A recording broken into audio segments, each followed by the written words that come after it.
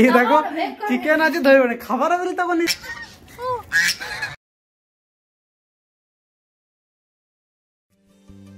ও তোমার ওই হাসিতে ও চোখের ভাষাতে কত সুখের ছবি আঁকে মন হলো ধন্য জীবন হলো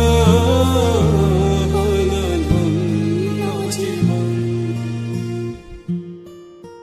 হো আজ তোমায় হাই বন্ধুরা, বাবু সমতলা চ্যানেলে সবাইকে অনেক স্বাগত, ভালোবাসা জানিয়ে আজকে একটা নতুন ভিডিও শুরু করছি।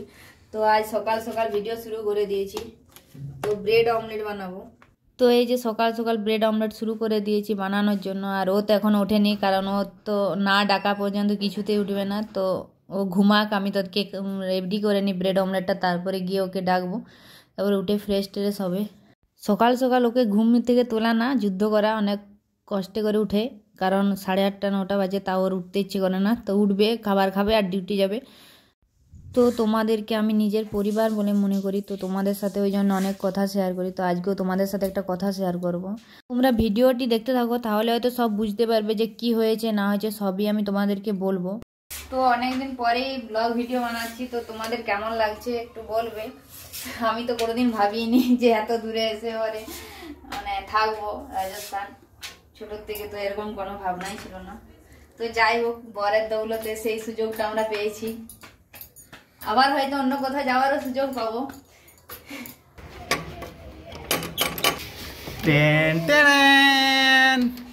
बिल्ली मेरी बिल्ली खुलो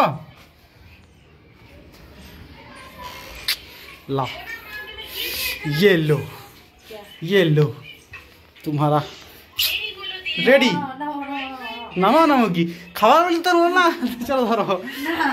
এই দেখো চিকেন আছে ধরে মানে খাবার বলি তখন নিরামিষ না, চলো ধরো ধরো ধরো। ছাড়ো না, আমি ভাত না না ধরো ধরো ধরো। নামাও না, কোথায় নামাবো?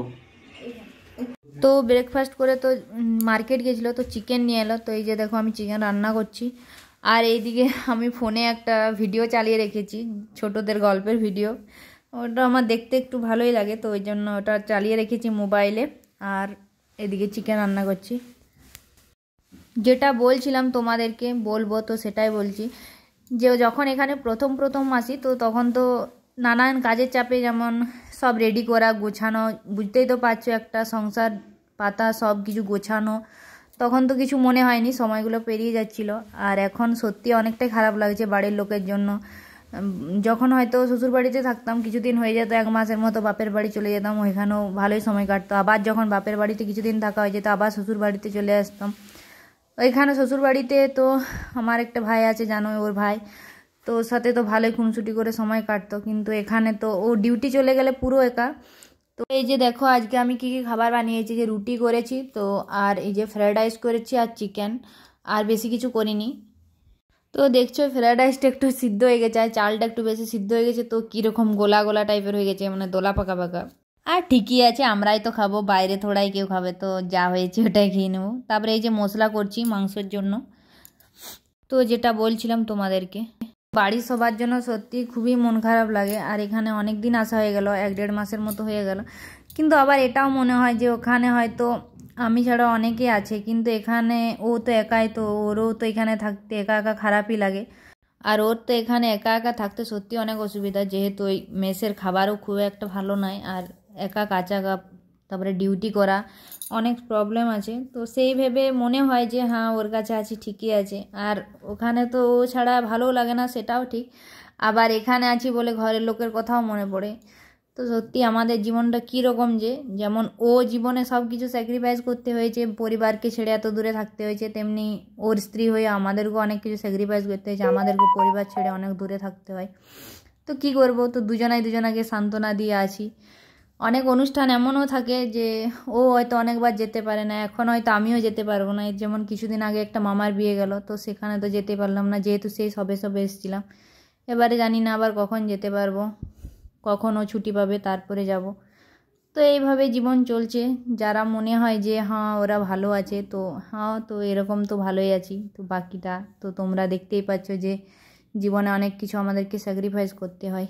তো এই হচ্ছে আমাদের ফৌজি ওয়াইফদের জীবন। তো যারা অনেকে উল্টাপাল্টা কমেন্ট করো তারা একটু ভেবেচিন্তে কমেন্ট করো, কারণ আমরা যতটা দেখাই যে আমরা ভালো আছি হয়তো ততটা না, আমাদেরও অনেক কিছু স্যাক্রিফাইস করতে হয়। একটা ফৌজির মতোই আমাদের ফৌজিদের ওয়াইফদেরও অনেক কিছু স্যাক্রিফাইস করতে হয়। তাই বলবো দয়া করে কেউ খারাপ কমেন্ট করবে না। তো বাদ দাও এসব কথা, এসব তো চলতেই থাকবে। যারা খারাপ কমেন্ট করার তারা করবে, আর যারা ভালো কমেন্ট করার তারা করবে।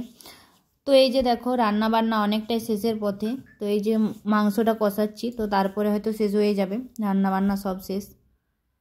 তো আমি বসে বসে রুটি বেলছি বলে কেউ কিছু মনে করো না, কারণ আমি আগে দাঁড়িয়ে দাঁড়িয়ে রুটি বেলতাম। শ্বশুর বাড়িতে শাশুড়ি মাকে দেখেছি যে বসে বসে রুটি বেলে, তো সেটা দেখে দেখে আমারও অভ্যাস হয়ে গেছে। তো এখন আর দাঁড়িয়ে দাঁড়িয়ে রুটি বেলতে ইচ্ছে করে না, তাই বসে বসেই বেলি। শ্বশুর বাড়িতে শাশুড়ি মাকে দেখেছি যে বসে বসে রুটি বেলে। তো হ্যাঁ, তো এই তো শুনলেই যে আমি তো আগে দাঁড়িয়ে দাঁড়িয়ে রুটি বেলতাম। তো সত্যি যে আমরা সব কিছু বাপের বাড়িতে শিখে যাই বা মায়ের কাছ থেকে শিখি এটা না, আমরা শ্বশুর বাড়িতে এসে শাশুড়ি মায়ের কাছ থেকে কিছু শিখি। তারপরে আমরা খাওয়া দাওয়া করে চলে গেলাম বিকেল বেলা একটু ঘোরাঘুরি করতে।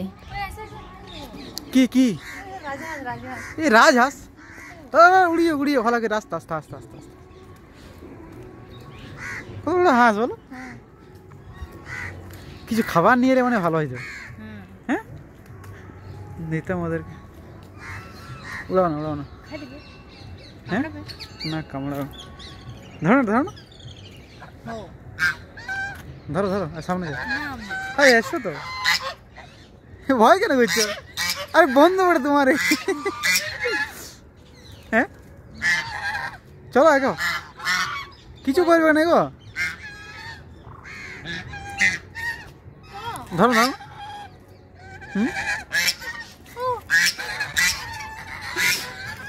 চলো চলো আগে দিয়ে চলো আগে